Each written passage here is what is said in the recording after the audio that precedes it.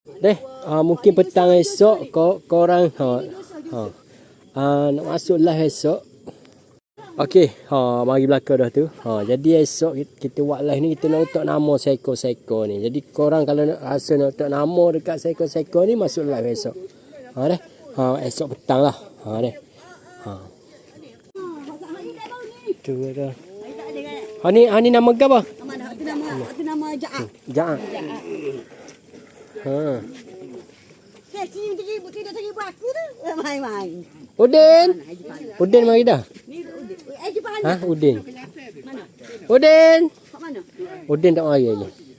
Ni nama ke apa? Dia kalau kira dia. Dora. Ni tengok ni. Udin. Mana nama ke apa? Mana ni?